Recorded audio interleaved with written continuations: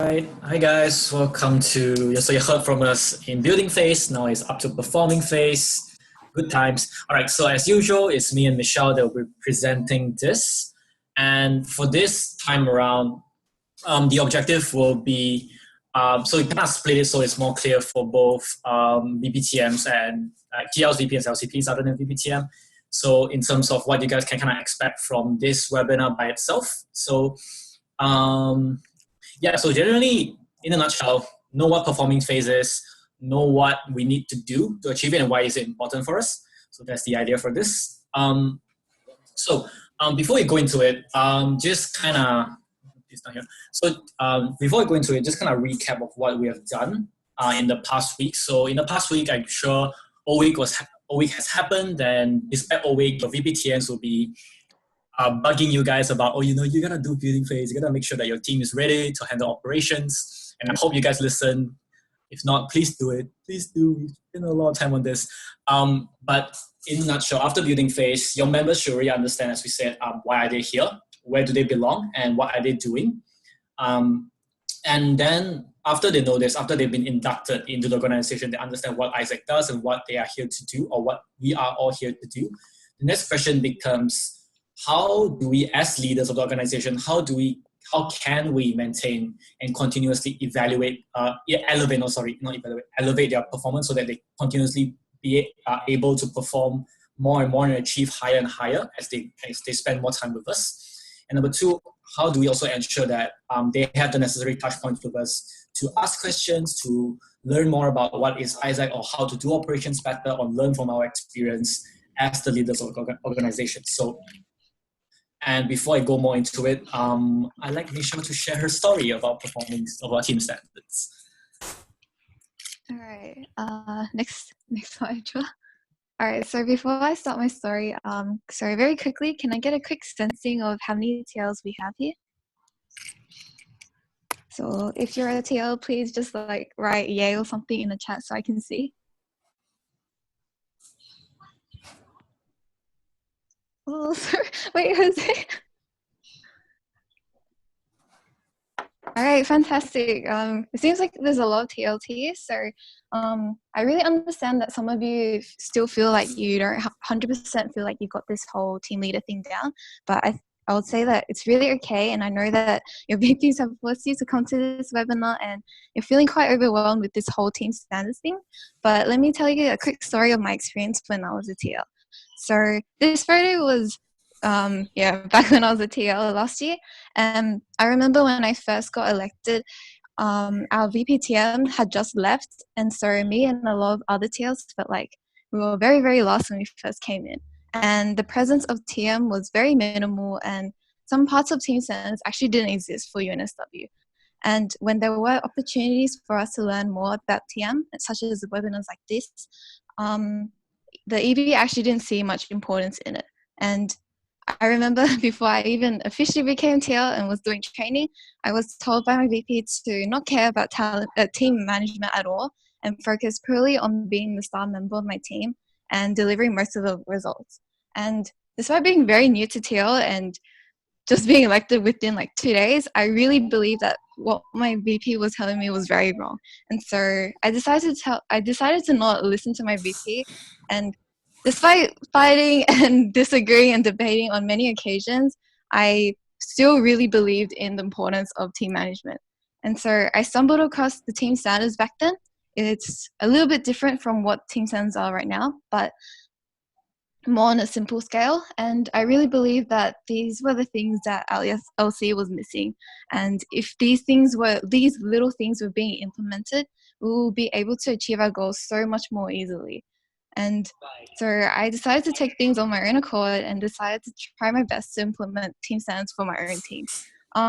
Not quite sure about what the other team leaders did, but I'm pretty sure for my portfolio especially, I was the only team leader that really believed in team standards and actually implemented it for my team. And I remember my VP did tell me off many times, saying that all the time I put in team standards could have been used to get more approves for our team. But in the end, I'm really happy that I went against my VP, because in the end, despite not being able to get a lot of approves on my own, I still managed to get the highest in the LC, as well as have my own team get the highest in the LC as well. And I think that team standards are really an important way. They're not so much as a time waster, but it's really a way that you can empower your members and your team to achieve even much more. And so moving that to the next slide. And I think as a TL, you might be quite confused of how much time should I spend on doing my functional work and how much time should I actually be focusing for my team. And I say that you should be doing it based on the 20-80 rule, where 20% of it should be based on your own functional personal productivity, whereas the other 80% should be most of your time focusing on developing and empowering your team to actually achieve the results for your team. Chola?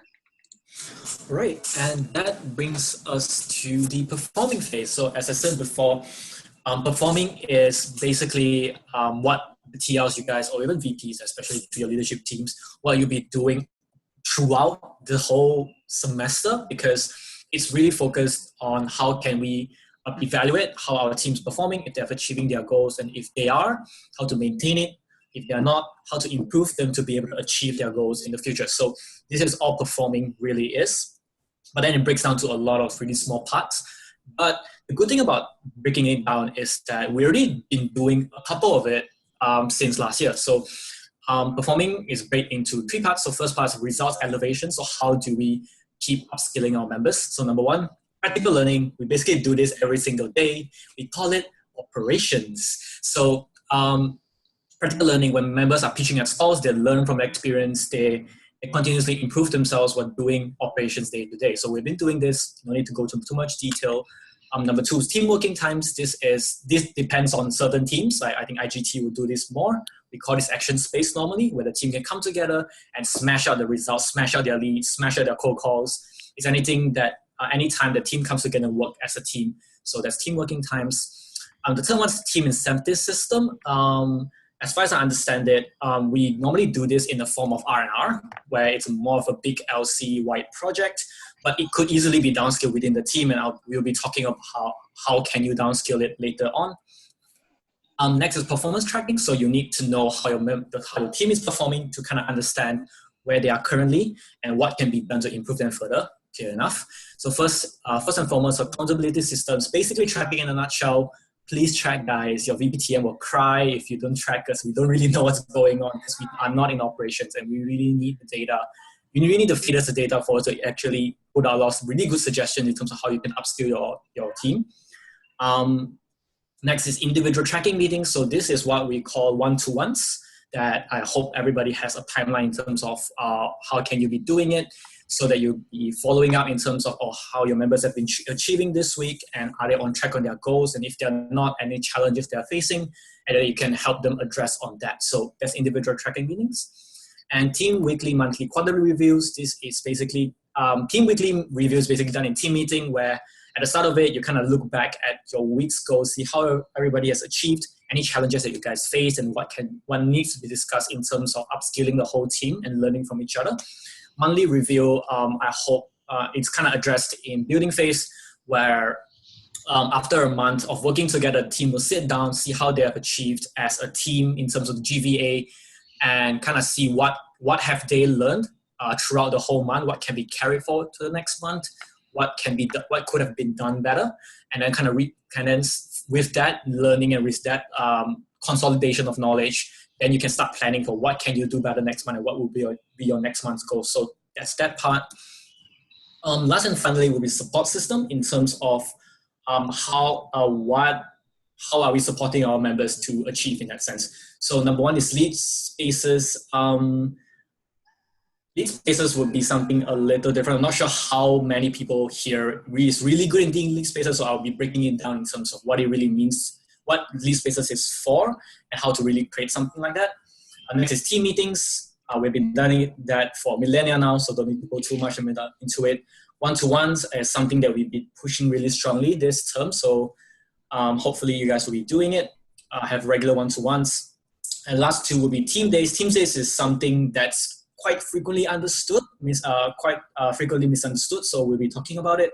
And last and finally, feedback, which also we'll be talking about it in terms of how to give effective feedback and stuff like that. So this is basically performing phase in a nutshell.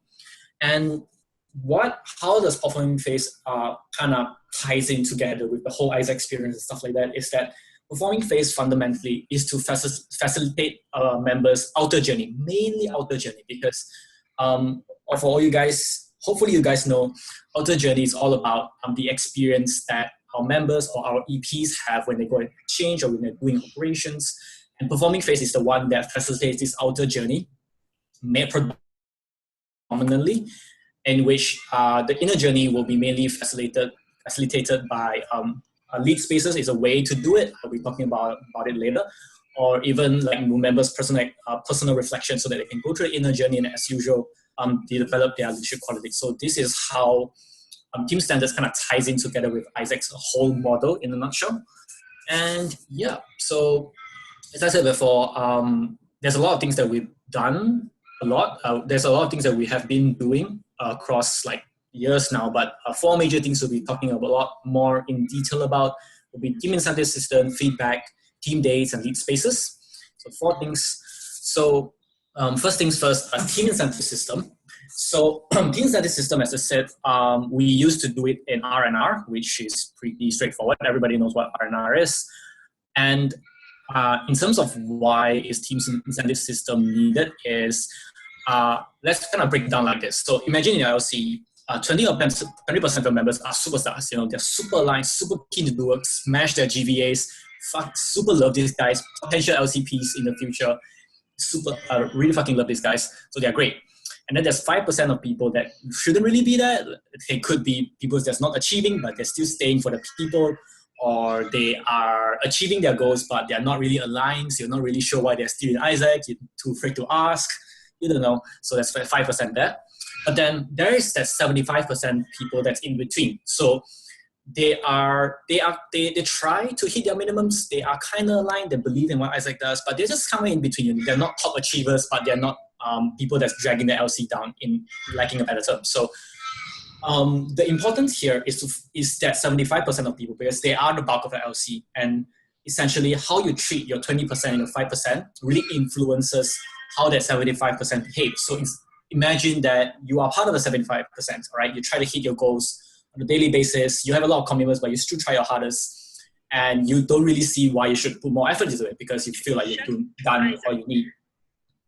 But then when R&R comes, you see that, the top 20% was like, given a free exchange, you know, because they're doing so well, or they're getting free t-shirts, or they are given a chance to, you know, work with the MB or the EB in terms of, giving suggestions in terms of what the LC can do in the future and guiding the LC direction. That seems something really fun, you know, that seems like something you want to do.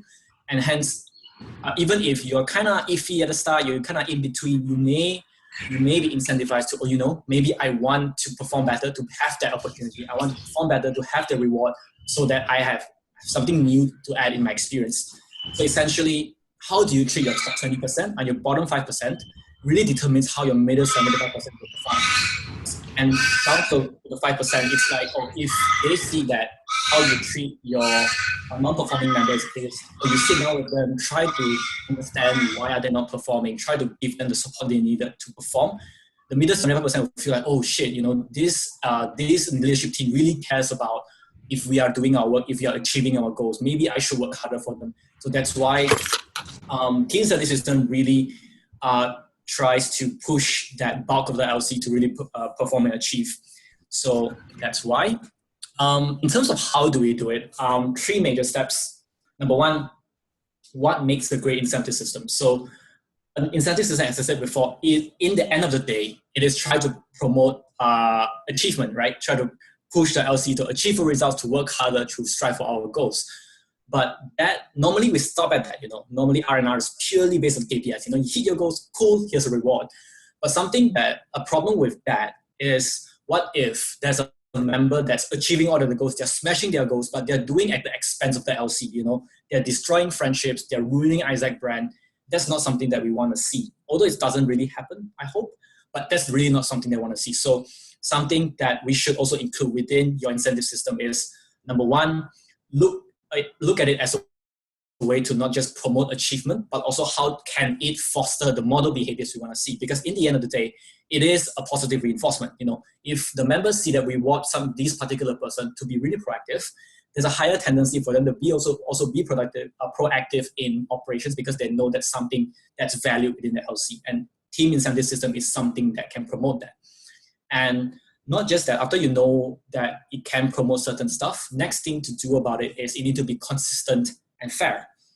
To kind of illustrate it, just imagine, let's say that Olympics, suddenly one year they said, you know what, we can't really offer any gold medals because we didn't manage to secure enough sponsors, so we can't really buy any gold medals. So no gold medals this round. The question is, would you still watch Olympics after that fiasco? I think most people not, because it doesn't seem fair anymore. It doesn't seem constant. There was gold medals all this while. You were promised gold medals. Where the hell is my gold medals? You can't just take away my gold medals just because you don't have the money. Same thing goes to incentive system. If, let's say, your R&R, you promise your LC that, if you are the top performer, you get a free exchange. But then when they became the top performer and you realize that you don't have enough money, you say, oh shit, we can't give you that. They will be really, really pissed off. So that's not something that we want to see. And if something like that happens, it really reduces the credibility of your incentive system and really makes the members say, oh, next time you try to push on something like this, it's like, yeah, nah, it's just a joke. They're not going to follow up their commitments. It's not something that we want to have. So that's something to keep in mind about. And number two, in terms of the metrics about how, and then because the incentive system, it needs to have a certain metric in terms of what kind of people will we consider should be rewarded. So as I said before, and this should tie up with what you want the incentive system to achieve. So for example, if you want the incentive system to promote people to get approves, your KPI achievement should focus more on approves. If you want your incentive system to promote, let's say, a really proactive culture within your LC, you should include that as one of the metrics for your incentive system. So that, as I said, as a positive reinforcement, when your members see that people are getting awarded for being proactive, for smashing their approved goals, they will actively strive for that in the coming weeks. So that's something to consider. And number three is something that we often forget, the rewards. I'm not sure about other LCs, but in MU last year, whenever someone got R&R, we always get t-shirts and notebooks, which is fun at the start until halfway through and you're the third, you receive R&R for the third time and it's the same bloody notebook. Then it's not fun anymore. So something to remember is that in the end of the day, everybody have their own desires, they have their own wants and needs, and they have their own preference of getting appreciated. So it would be great if we can align our rewards toward people's greatest wants and needs. But something to remember here is try not to make it expensive. Try not to spend too much money, because your VP Finance will freak out if suddenly you say, hey, I need $300 because this guy loves quotes and I want to buy him a quote for R&R. He will kill you. So it doesn't have to be expensive. Just the most important part about the reward is make it personal, make it a novelty. Something that you can do is if this member really likes to have the chance to talk with the LCP, maybe the way to reward him is to arrange a dinner, a luncheon with your LCP, to sit down the LCP and talk to the LCP and learn more about how's the LCP life from the LCP's perspective and how's the LC like from the LCP perspective. For that member, it will mean the world because they get to learn about new things from the LCP's perspective. Or even something as simple as the TLs writing a personal card for the member, thanking them for their efforts on O Week. Some people really like that kind of things because it's really personal and it's really tailored towards, and they feel really valued as a part of the team. So that's something to consider, and rewards can definitely be played around with. And in terms of what kind of incentive system are there are lots of it. So the things that we normally do are regular feedback. So we do operations. When a member did something good, we say, hey, that person and stuff like that. They did something that requires some correcting, or maybe you could do something better to improve like that. We do this day to day on a daily basis. So that's something we can continue to do. Internal campaigns, some LC may be considering this. MC has the big national campaigns between maybe the members and the EV, maybe between teams. Depends on how you guys want to do it. But of course, if it's a campaign, the rewards will be slightly larger, and this needs to be taken into consideration when planning for something like this. R&R, we have been doing this for a while now. As I say, it's normally on the LC level, but it could easily also be on a team level. For example, in team meetings at the start, you acknowledge people for working hard, or during team days, which Michelle will be talking about later, you can have a session to properly acknowledge everybody's achievements in the past month and stuff like that. So R&R is also something that we can do. LC newsletter, I know some LCs does this, and you guys normally do like shout outs or small ones within it. It's also a great way to acknowledge people's achievements in the LC. So there's also way more things that you can do. Really get creative with this kind of stuff. Tips and tricks. I'm not gonna go through everything because there's a lot of things, but in a nutshell, in terms of incentive system, feel free to get really creative with this kind of stuff in terms of, because things to just keep in mind is that the incentive system should in the end tie back, have a really strategic use to it. It could be used to incentivize work to drive particular results. As I said before, let's say it's approved peak. You make approve a really important metric in your incentive system, and we really reward people to drive for approve so that they know, oh shit, I need to drive for approve this month, let's work hard on it. So that it kind of aligns to the timeline, it contributes to the overall success of the LC. Something that also can consider is adding MB and EB into your R&R scheme, especially your R&R scheme, so that members see that, there's also put best performing VP for the month or best performing TL for the month, and I feel like R&R is not just for the members, but it's for the LC as a whole. That's something you can play around with. You can also consider announcing your metrics that matter to the LC. So in what metrics would people be selected for incentive systems, for rewards? You can also show them so that it sets a really proper expectations of, oh shit, this week we are striving to approve, so that's why approves is worth a lot of points. Or, oh shit, this month the LC really wants a really proactive culture, so that's why they're setting this as a metric. So I should really work on that. So that sets a really clear expectation of what to expect in the coming months. And something to also consider is maybe start thinking about how can you reward teams instead of just individuals, reward teams for their effort. And of course, last and finally is this blue part. Please, if you're doing R&R, especially R&R, please set a final responsible and fix a consistent timeline on it. And back to the Olympics example, imagine 1 year, Olympics didn't happen because people forget to arrange a final responsible for it. What the fuck, right? So we don't want that kind of shit to happen within ISAC itself. That's not something we want to see on a global level, and that's not something we want to see within our LC. So if you're serious about doing this, really make it really serious, make it a big thing. Plan it out properly, or just arrange a final responsible and have him smash it out. So that's something to think about. So basically, just kind of wrap up this whole team incentive system. Essentially, when creating a team incentive system, 3 things to really think about. Number 1, what are your metrics that matter? What is that you want to promote within your LC? Either its results, either its behaviors. If you want to foster that within this month or within this week, put that into your metrics so that everybody knows, okay, that's something that I need to strive for. All right. Number 2, after you set what you want to measure, what is the criteria, the next question is how do you track it? And the tracking part is kind of difficult if you want to promote certain behaviors.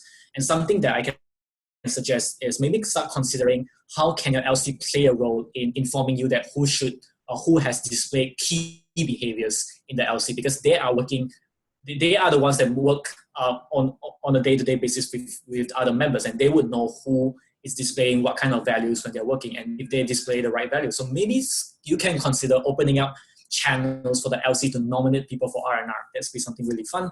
Number 3, after you got your metrics, after you know how to track them, number 3 is what kind of channels would you use to reward people? The typical stuff as we have used to do is R&R. If you're doing weekly newsletters, you can acknowledge people there, or in team meetings, you can acknowledge people during team meetings. There's a lot of ways you can play around with it, and it's really up to you to decide what you want to do as a team, on a team level or even on an LC level. So that is incentive system. Mish.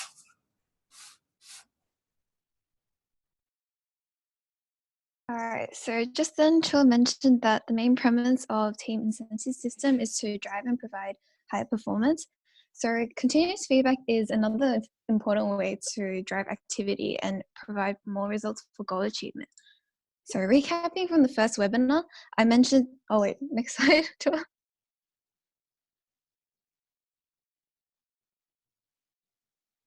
All right, so recapping from the first webinar, I mentioned that when new members first join ISEC, they ask themselves the questions of why am I here, where do I belong, and what are we doing?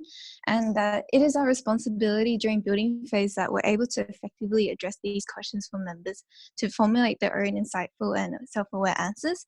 But next slide. But now most LCs are approaching the end of their first 10 days and moving from building phase to performing phase. Next.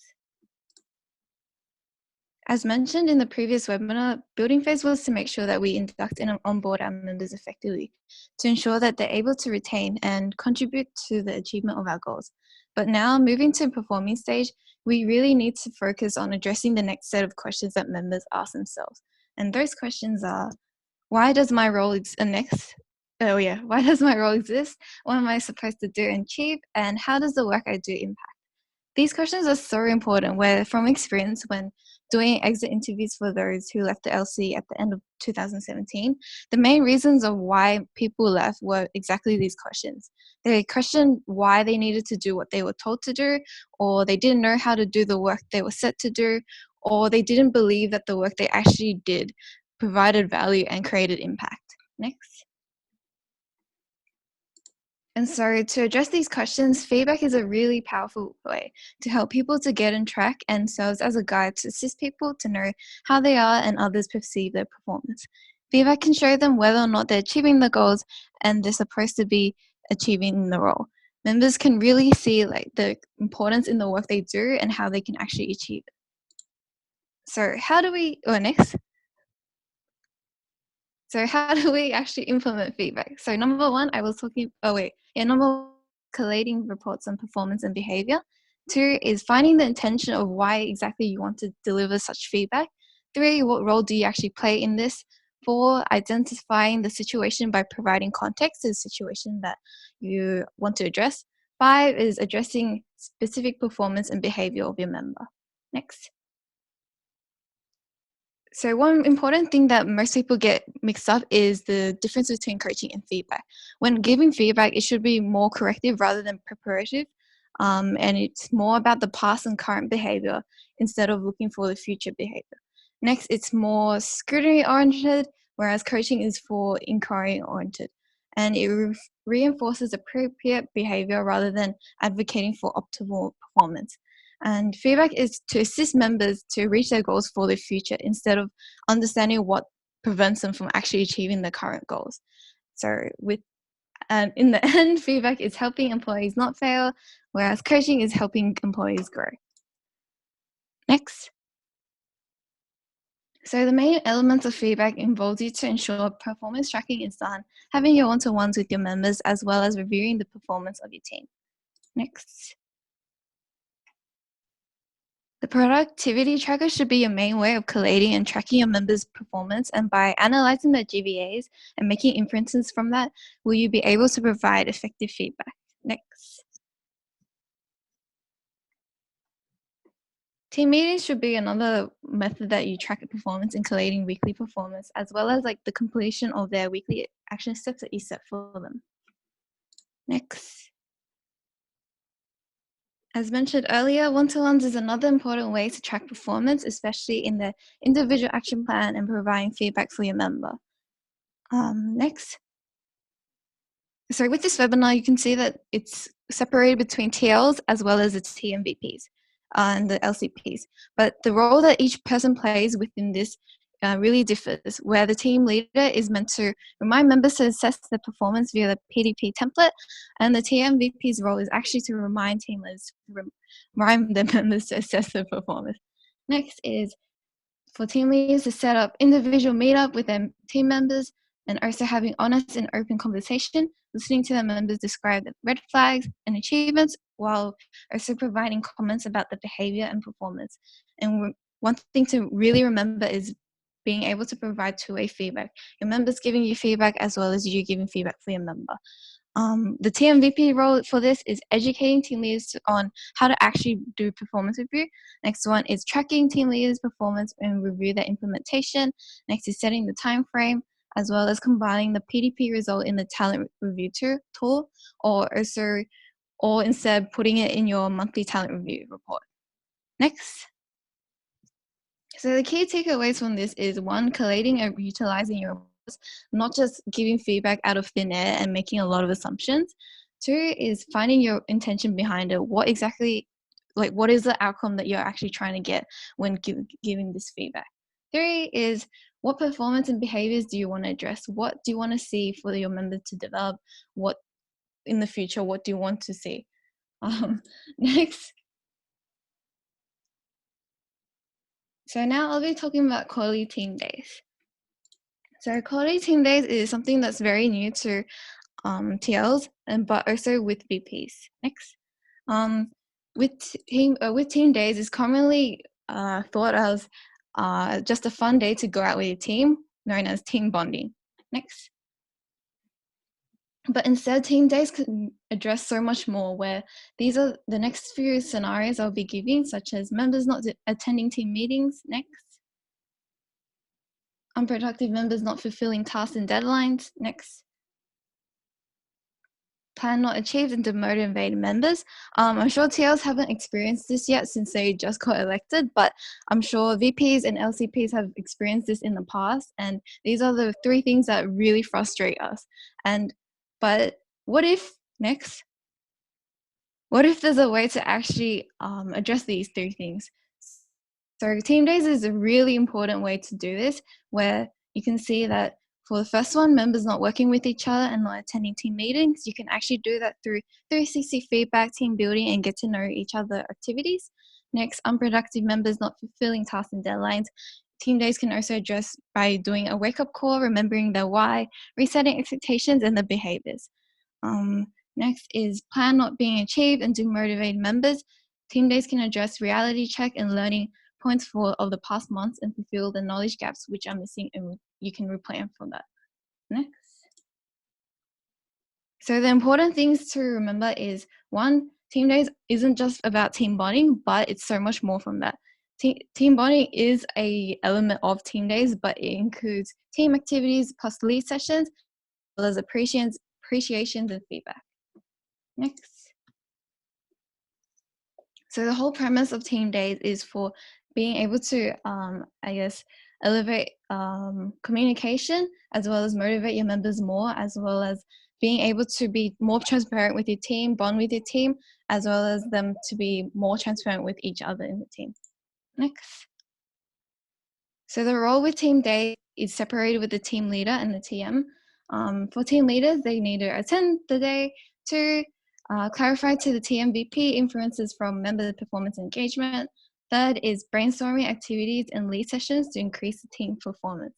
On the TM side, they should be compiling all the reports received from TLs, creating output for each department and present in the meeting, referring to MBMs.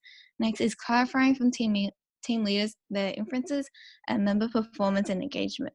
They should also be suggesting activities and lead sessions relevant to increase team performance. Next.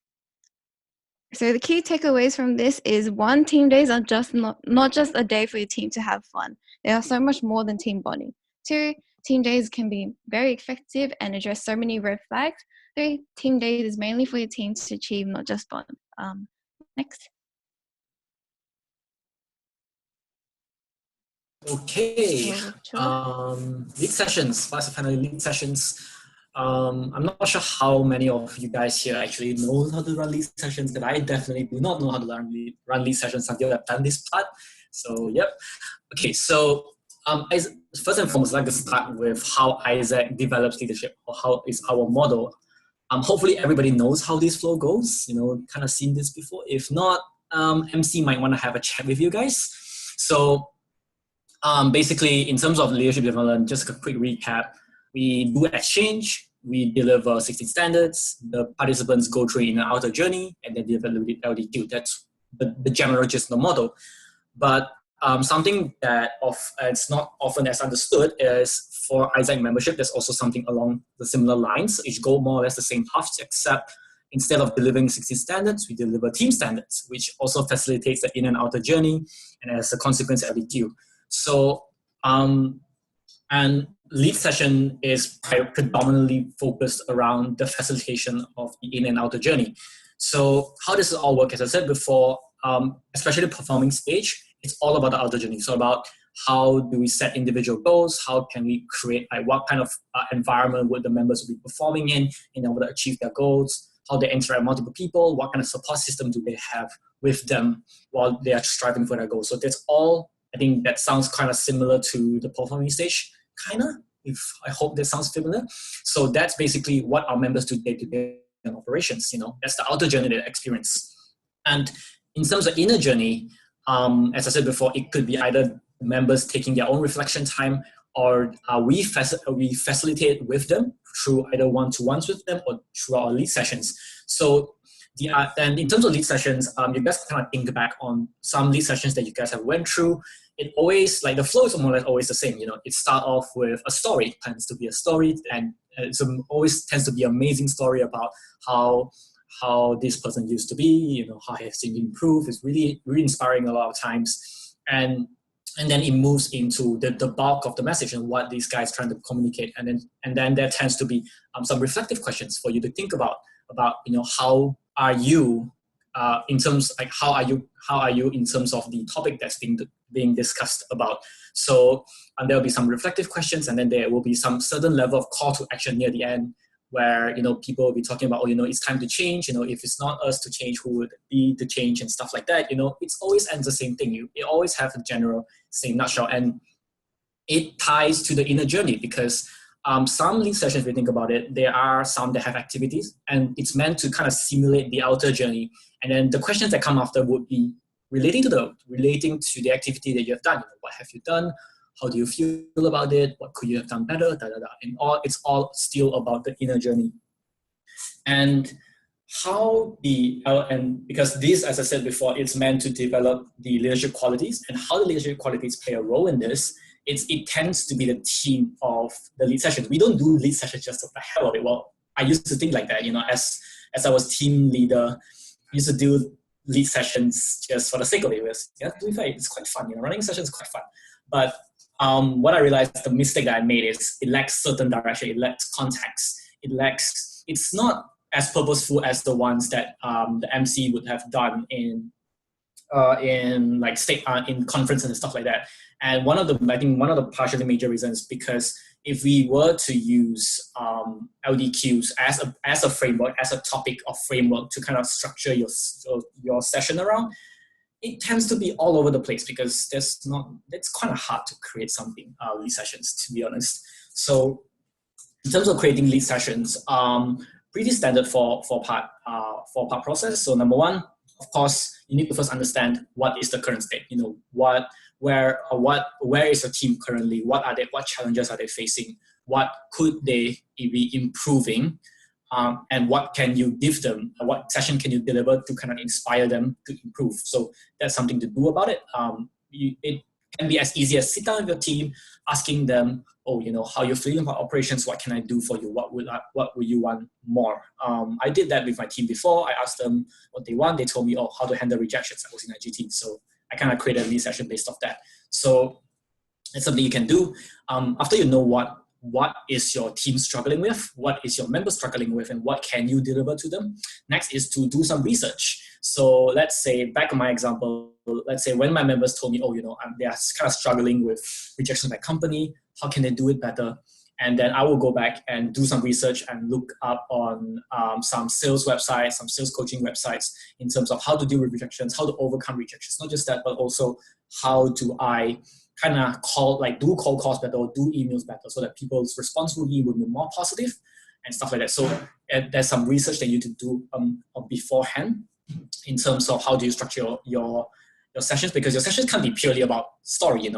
A touching story is all fine and all, but if there's no call to action, there's no lesson to be learned from the whole session, it's essentially a waste of time. So you need to actually prepare something so that your members actually learn something from the time they spend with you during a lead session. So that's that. Then after you designed your session and you kind of delivered it, something to keep in mind with the session is that it needs to have a really clear call to action, because a saying that I kind of put there, as you can see here, when it's all said and done, more is said than done. So we want to kind of actively avoid that. Let's not do that. So after you have delivered a session, you give your touching story, you tell them about the things they can do, give them tips and tricks about how can they improve themselves, or in my context, how can the members, handle rejection better.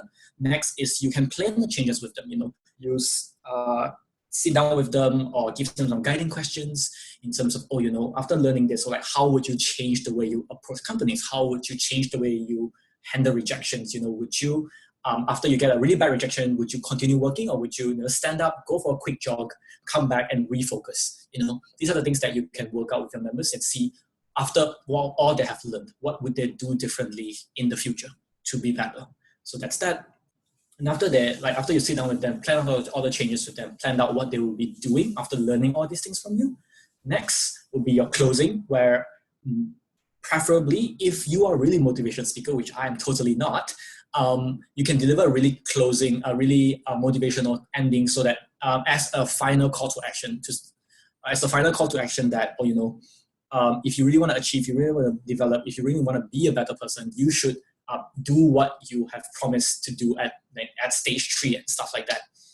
So this is basically it. So kind of sum it out even further is you kind of evaluate what your member needs, what your team needs, create the content, create the knowledge that they need to learn, that you will be delivering to them. After you give them the knowledge, then it's their part to play, and then it's their responsibility to play in terms of, okay, what they will be changing, what they'll be doing to improve after what they've learned from you, and how would they be doing it, and end it all with a really strong call to action that it's time to make a difference and stuff like that. So this is essentially lead sessions in a nutshell.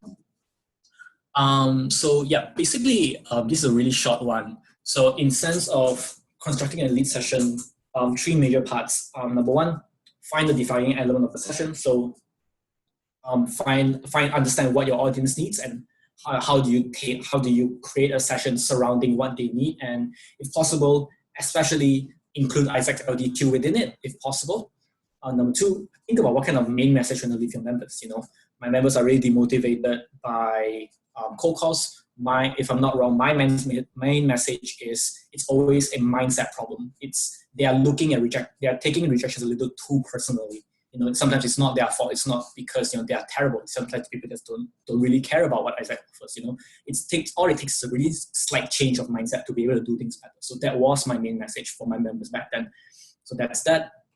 And then after you know what your main message is, of course, think about what can you do in terms of activities, or what can you say in your story, or the way you present it to convey the message across and ingrain it within their thinking. So that's that. Number 3, last and finally, if possible, how would you hold your members accountable to their development? So after you've developed a whole session, after you have came up with your action steps and stuff like that, if you were to do something, if you can track them, how would you track them in terms of have they actually learned something over the session, or just a total waste of time for everybody? If you can easily tie it back to your operations. Like if back to my example where I teach them how to handle rejections better. Sad to say, the numbers did not improve. I must have been presenting not well. Like thinking back, it was pretty content heavy stuff. It was not that good, but it can kind of think of ways that you could track if they have improved after your session and see how it goes from there. So these are the 3 main takeaways from this part. So there it is. And yeah, Mish. All right, so even though we are now addressing the elements of the performing stage, you need to make sure that before you actually move on from the building phase, that you actually fulfill these requirements of performance management. So these are a checklist of 1, making sure you fill and review the productivity tracker weekly. 2, finishing your PDPs with your members within 10 days of their induction. 3, having one-to-ones with all your members by maximum of 17th of March. And 4, completing the Performance Management Hub course. Next. Put simply, you should be having 3 individual meetings in a month, with each meeting having distinct objectives. So the first one should be at the beginning of the month to set PDPs with your members. Second one should be during the middle of the month for their one-to-one. And last one should be at the end of the month for their individual monthly review. So for most LCs, PDP should have already been done, and TLs should be looking to the next individual meeting for their one-to-one. Next. So one thing not to forget is, additional to the individual monthly review at the end of the month, you guys should be also having a team monthly review. Next.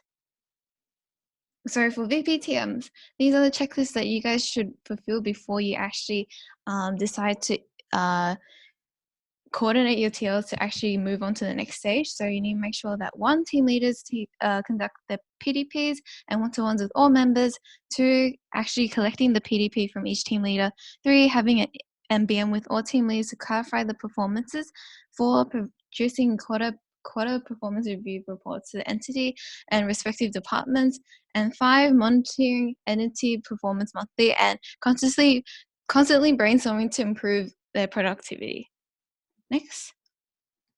So coming to the end of this webinar, I would confidently say that implementing team standards and performance stage is actually really simple and should be split into these 3 steps. So just being able to make time available for your members and being that support system, to being able to actually set priorities and understand what your team really needs, and lastly, being able to coach and provide continuous feedback throughout the term. Next. So this should be an outline of what your time should be focused on, where the priorities of TL should be mostly for their teams and members, whereas for LCPs and VPTMs, it's actually for coaching and coordinating functions to ensure effective implementation. Next.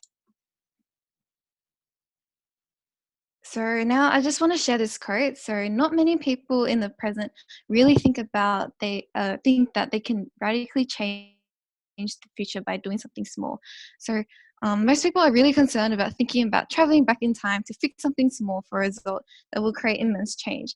But I feel that by being in the present, we actually have that power to actually control our outcomes, and should instead look to radically changing the future by doing something small. So relevant to this webinar, implementing team standards or implementing performance stage might actually seem so grand and overwhelming, but really team standards are actually the bare minimums that we should provide for our team. And in reality, we shouldn't even look to implementing fancy strategies to boost performance if we don't even have the basics right. So this is our way of doing something small to create immense change in the future for ISEC. Next. Yeah, at the end of the day, remember that everything that we do in TM is actually ultimately to improve performance. This is how we move even closer to PNF by taking responsibility for our team and goals. Next.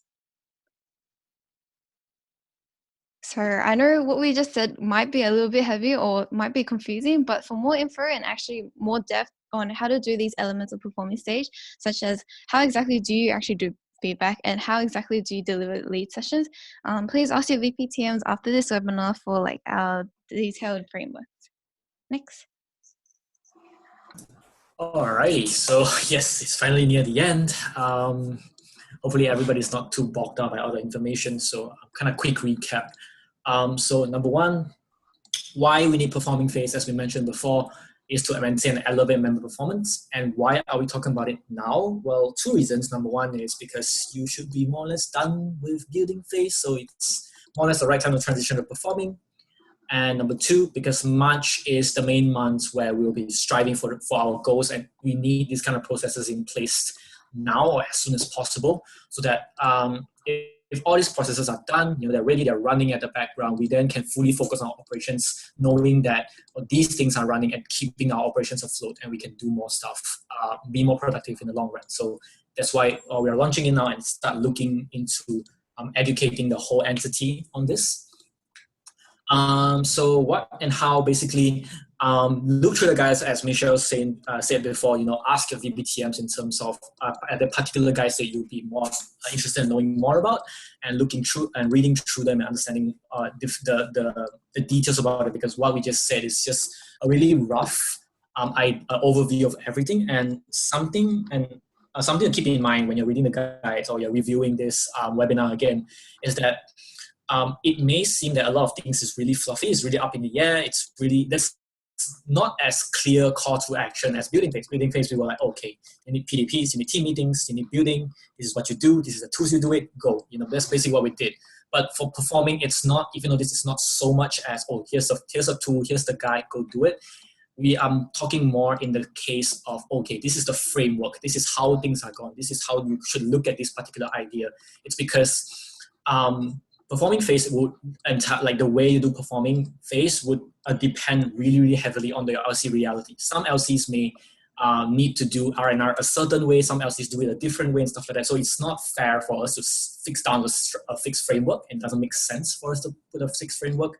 So it's a lot about concepts and what you should be thinking about when launching this kind of thing, so that you guys can fully customize it and align it with your LC's reality. So that's something to keep in mind about. And in terms of implementation, as usual, your VPTMs will be educating your LC about this. Your LCP, your EB, your TLs will be implementing the team standards through with their team and within the whole LC. And I think especially in performing phase, especially I think the team incentive system, especially, and in terms of R&R, it's something that the EB or the MV even can engage in discussion about how should they do R&R, or how should they do certain things to make it more effective, more strategic for the whole LC to achieve their goals and promote the values they want to see, achieve their goals, elevate activities and stuff like that. So there is more room for, as I said, more room for customization, personalization, and of course discussion about how you should do things from this point out. So yep, that is all from us. Any questions?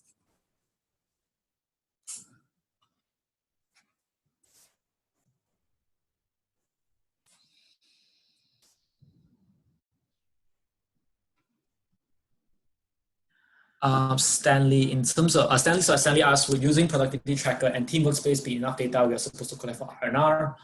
That's half the data, because if you remember, R&R, I kind of recommended the framework that you should have KPI achievement and the display of certain ideal like model behaviors and values. Productivity tracker only shows you the KPI achievement, right? They don't really note down, oh, this member's proactive and stuff like that. So unless you modify in a way that your members can insert like, oh, this person has displayed this week and they did this. You can easily modify that.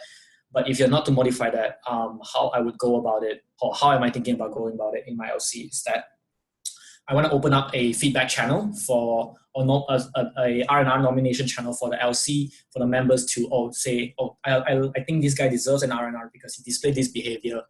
This is how he displayed it. This is the actual case that he did. And this is what he actually did and stuff like that, for them to give the EB insight on, or how has this member exhibit certain behaviors when they're doing operations and stuff like that. Yeah.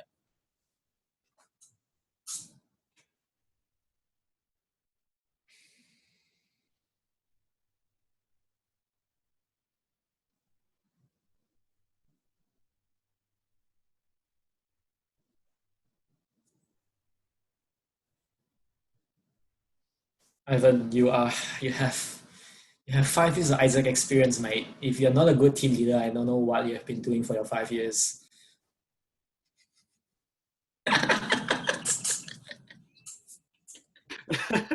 Nice. Get wrecked. Wow. All right. Yeah, but does anyone have any questions?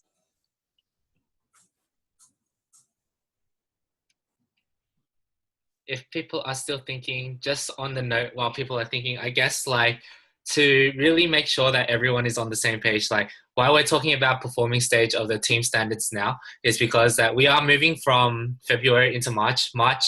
For team leaders who just started, or if you're VPs or if you're an LCP, you will know that we're going into like our peak operation. We're going to be looking at a lot of opens, a lot of applicants, accepts, approves. For IGT, we're going to be looking at lead gen, lead con, meetings and stuff. So we're really making sure that we're pushing for performing stage to actually happen within team standards. And to really make sure, as team leaders, your role is not to go there and achieve yourself. It's actually to make sure that your members can achieve what they need to do. And I'll link in the chat, actually, this article I actually wrote, I think why does my team leader suck? And like these were one of the top articles that actually popped up. And I think it would be a great read if people, if you have like 2 minutes, just to quickly look over. And this actually sums up like a lot of your role as a team leader. Like why do you actually need to focus more on your people rather than focusing on getting the end outcome yourself? Because more and more, it's less about how you achieve all the goals that you're supposed to do, but it's how you achieve your goals through the members that you actually have. So when you think about your function, whether you're in OGV, whether you're in marketing, whether you're in IGT, you know that this is your functions goal, but there's different ways to achieve that. Let's say this is my functions goal and I am a member in that portfolio, then I know what I need to do to achieve that functions goal is just to go out there, get shit done and make sure that I can achieve it. But as a team leader's role to achieve that function is actually to make sure that I can lead and manage my people in the way where it actually helps them to provide them the best environment to do their best work. So there is different ways to make sure that you achieve your functional goal at the end of the day. And as team leaders, as VPs, as LCPs, you guys need to start understanding that people are one of your key resources in actually making that happen. So amazing stuff from both Chua, Mish. So everyone, please give them a huge thank you for being able to prepare this webinar for everyone.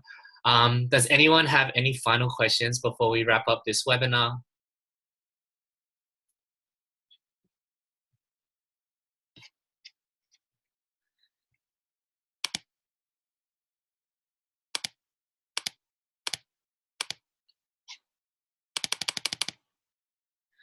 No questions.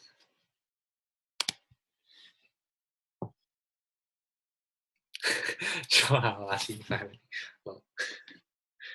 Alrighty, if no questions, then I think we are done. Thank you heaps to Chua and Mish for hosting this webinar. Thank you everyone for being able to attend. Please make sure that for all your team leaders that didn't actually attend, like your team leaders, your VPs, any LCPs that aren't here, please share this webinar output with them so that they're able to access these resources, as it's really essential for them to be able to manage and lead their people. Cool, amazing. So I'll stop the recording